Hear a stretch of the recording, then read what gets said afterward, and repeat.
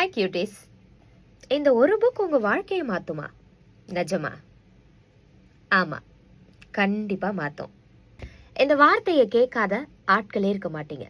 நிறைய பேர் இதை பற்றி சொல்லியிருப்பாங்க. ஆனால் இதை பற்றின டவுட் நிறைய பேத்துக்கு இருக்குது.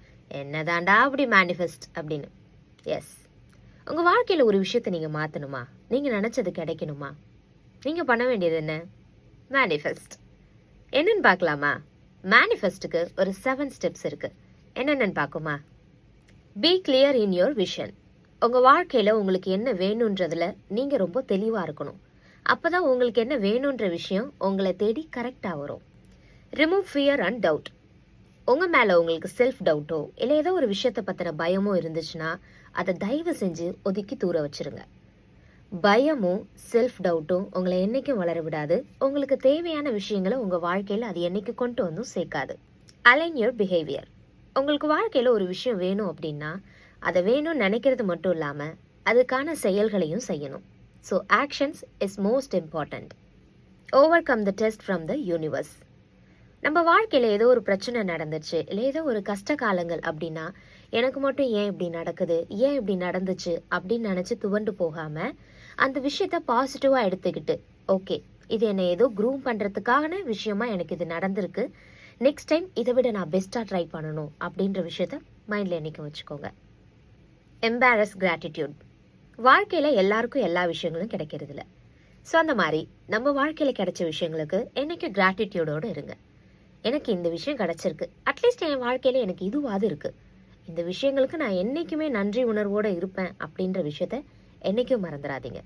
Turn envy into inspiration. மற்றவங்களை பார்த்து என்றைக்கும் பொறாமப்படக்கூடாது.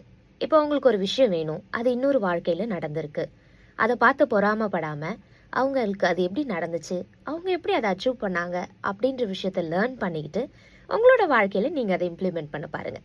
ஸோ லெசனாக எடுத்துக்கிட்டு நீங்கள் மூவ் ஆன் பண்ணி க்ரோ ஆகுங்க. Trust the universe. இதுதான் மிகப்பெரிய விஷயம்.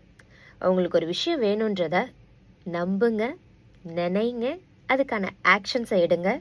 தென் இந்த யூனிவர்ஸை நம்புங்க. கண்டிப்பாக உங்களுக்கான விஷயம் உங்ககிட்ட கொண்டு வந்து சேர்க்கும். ஒரு விஷயம் வேணுன்றதை தாண்டி அதை பற்றின நெகட்டிவ் தாட்ஸ் இல்லாமல் கண்டிப்பாக எனக்கு நடக்கும், நடந்தே தீரும், நடந்துருச்சு அப்படின்ற விஷயத்த என்னைக்கும் மைண்டில் வச்சுக்கோங்க. அதாவது ஒரு விஷயம் வேணும் அப்படின்னா ஃபஸ்ட்டு அது மேலே ஆசைப்படுங்க. தென் அது கிடைச்சதாவே நம்புங்க. தென் கிடைச்சா நீங்கள் எப்படி ரொம்ப சந்தோஷமாக இருப்பீங்க அப்படின்ற ஃபீல் பண்ணுங்கள். It's a law of attraction, it's a manifest. இதெல்லாம் தான் இந்த புக் சொல்லுது. சரி, இவ்வளோ பேசுகிறியே, நீ மேனிஃபெஸ்ட் பண்ணியிருக்கியா?